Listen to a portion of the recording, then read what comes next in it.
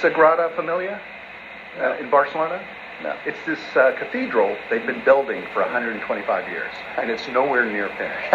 And you look at it, it's got all these spires reaching up. No, your film reminded me of that because it's like, it's never ending. It's not a folly though. You're gonna each cool. rock that you add, But at one point, I was almost happy to just leave it be as a folly. And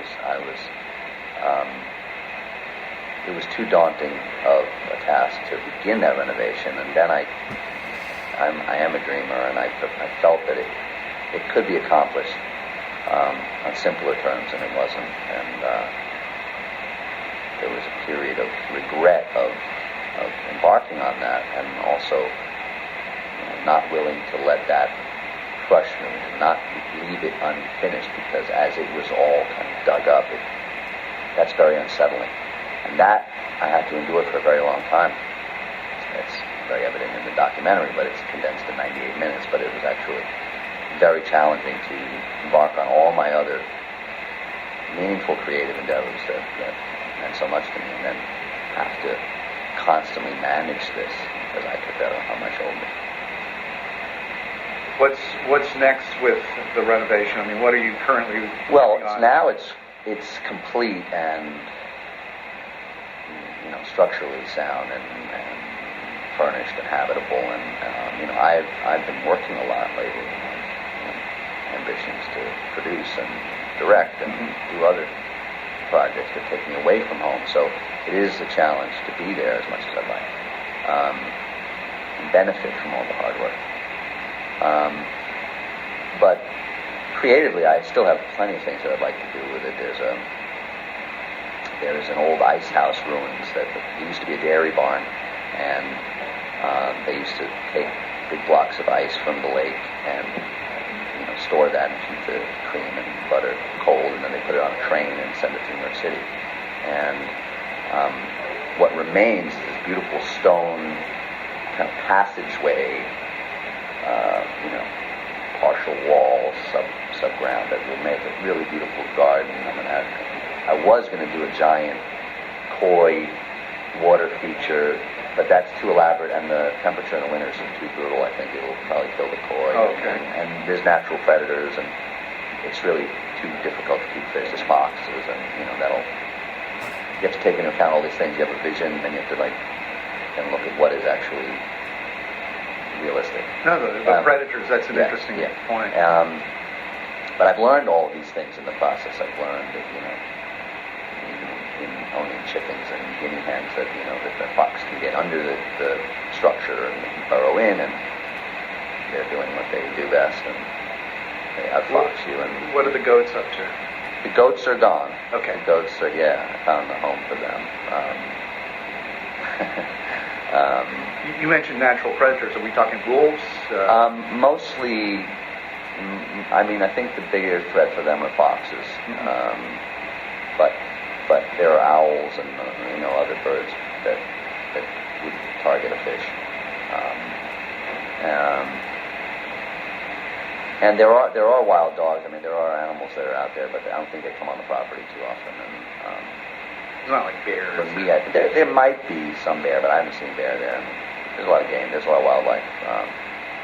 But when we have dogs on the property, then other wildlife tend to be scared of that. So. But anyway, a fox would pose an issue to the fish. Yeah. But so I have ideas for that, and other creative things that are constantly being perfected. But I think finally complete the narrative story and put that aspect to rest, because this whole journey unfolded as my life did, and things change, and that changes the story. And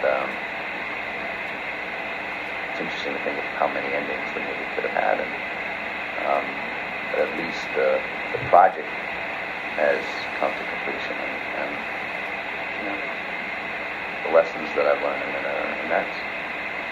Now, we see one room you've got set up with keyboards and speakers, and that's changed a bit, but that was my idea of what my kind of recording studio would be. I've made music for a long time, and I wanted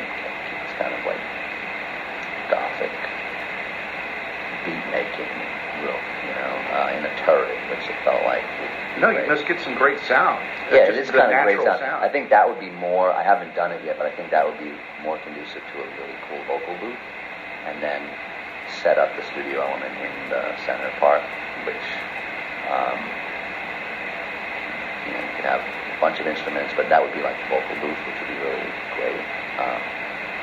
And I should test it, but I really haven't had the time to pursue all of that stuff, because when I have been there, it's been a lot of the time I've been working on the management of the overall renovation, and then there's just too much to do in other areas of my creative life that I have to still maintain while I'm up there. So, but I would like to take some time out to focus on the music. I think that place is really writing in and making music there. So that place you already played piano when you did the pianist. I didn't really. I mean, those pieces I learned for the film, and learned without reading music. Kind of learned to append what I had memorized. Very interesting way of learning. My piano teacher was amazed at my ability to do that. But I should have just studied how to read music more when I was younger, and it would be much easier, and I would be more able to it would have enhanced all my love for music and composition. But I have a good ear, and I can kind of find my way. But that takes a lot of discipline. You need to practice a lot too. Carnegie Hall. Practice. That's right. Now, I just want to be sure I got it right. Is it Charles Knight? Charles Knight. Okay, and it was built between 1895 and 1905, and he also was the architect of the Erie Canal. That's right. He was one of the main engineers on the design of that, yes. And there it's great tunnel structures and all these things. It's not really featured in the documentary, but it's really, it's so ahead of its time. He built this subterranean tunnel structure that extracted the fumes from the cow manure and it created like a draft where it pulled them out up these 60-foot chimneys. And so it was not just to heat the place, but he built this system then to keep the air fresh for the cows inside and circulate the air. It's pretty amazing. Now, your co-director, Kevin Ford, was he living there at the same time? I mean, he was just always there with a camera? Unfortunately, he missed some amazing transformations. I couldn't have him there at all times in my life, but Kevin remained very available to be present and stayed for much of this.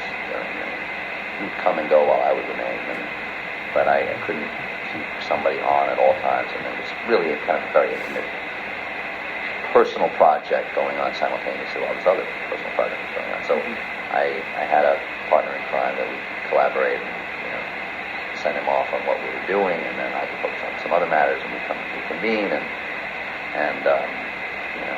Kevin has a really beautiful eye and sensitivity in his work, and that helped a lot to convey it with eloquence and to capture the complexity, the humor, the disappointments of nature, and the overwhelming nature of the real protagonist, which is the barn itself, I guess. Now, you started acting pretty young. How old were you when you did King of the Hill? I was 19. Okay. I just turned 19. I watched that film recently. Cool. It came out on It's a pretty good movie. It's excellent. Yes, I think it's really good. I think a lot of people have forgotten Yeah. just how good it is. Yeah. I remember when I met Wes Anderson, he told me he and Owen Wilson saw it in the theater, and they were like, "God, this guy's great," and they remembered me from that film. That was actually my first real breakthrough, I think, because people within the industry who I had already kind of come to LA after making that and trying to make the rounds, and I was a completely unknown starring actor. And I remember that was the first movie attorneys would want to speak to me and want to perhaps sign me as a client. And that was the first movie that actually gave me a little push. I'd go on a meeting, and the casting director would say, "Adrian, come on in." And I was amazed that they knew who I was at that point. Now, you're also in Thin Red Line. That had to be a pretty amazing experience. It was another life experience. Yeah, it was another transformative one. It was half a year. That's really pretty great guys. You worked with Spike Lee, Summer of Sam. That too, pretty epic. You got to understand the punk movement. Right. You know, that was foreign to me coming up. I was very kind of immersed in hip hop, and I played another kind of. It's funny, I was kind of an outsider in my neighborhood being really into hip hop because it was not popular in that sense. It was groundbreaking in a way, but now if you go back to almost any urban neighborhood, it's like that's the most pervasive kind of commercial music in a way. As a kid, it was like getting jumped down the block. It had to be very real and true to that. So then when I played Richie in that film, I really identified with the fact that he was kind of going through a very similar thing with punk music and growing up. He was in the Bronx, and how that was not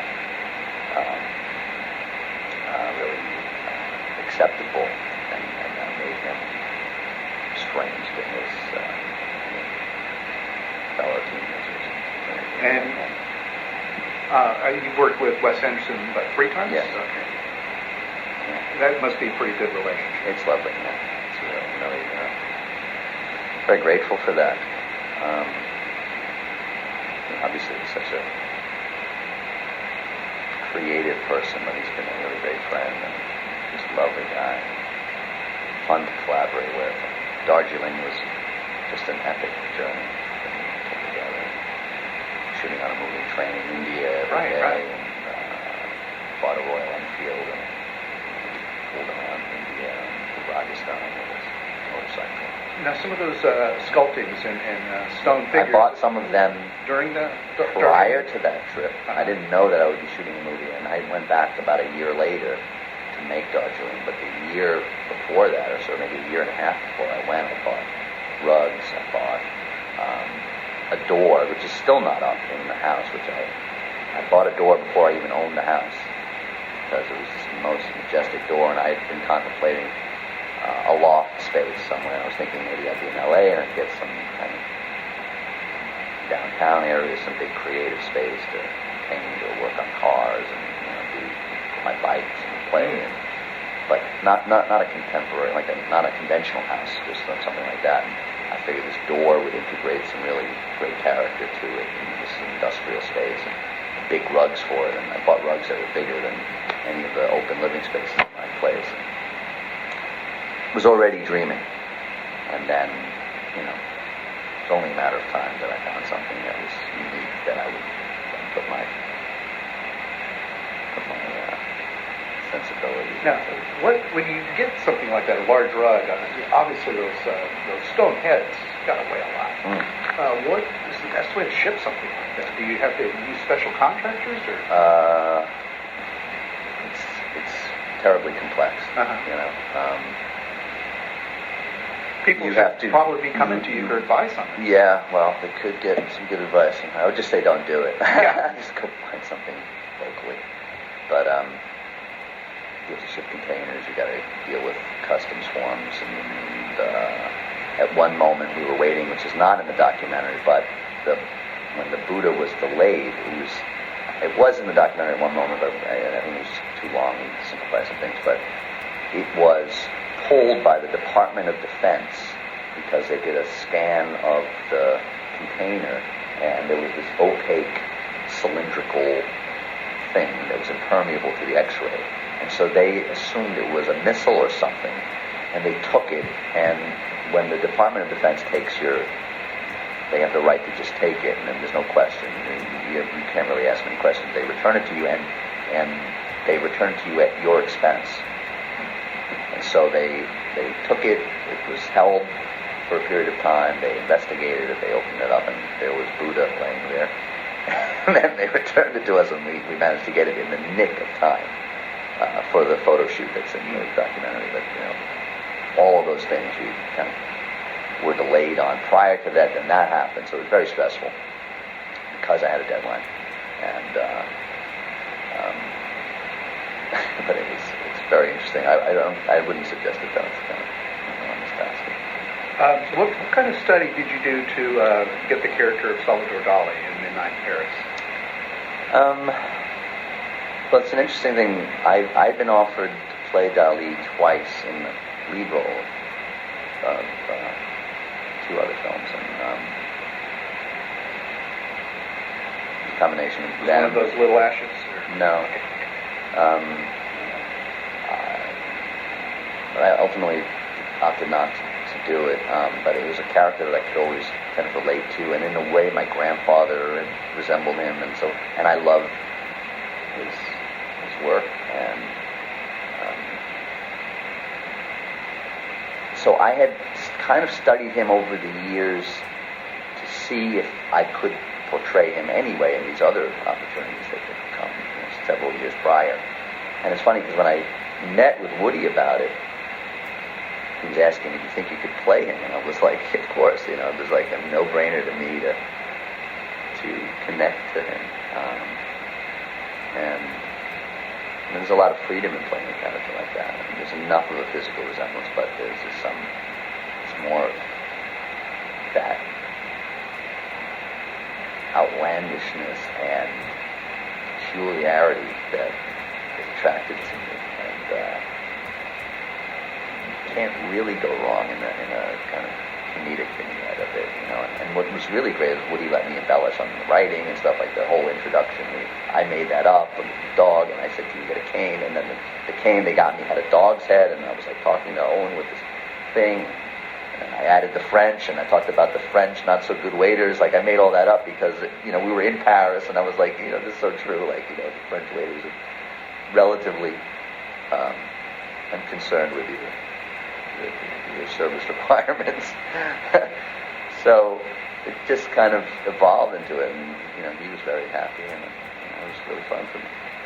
Let me wrap it up. Okay. With one more question. I always admire when an actor kind of takes on a challenge, and you were in this movie Wrecked, and you basically, for most of the film, you're just sitting there in one position.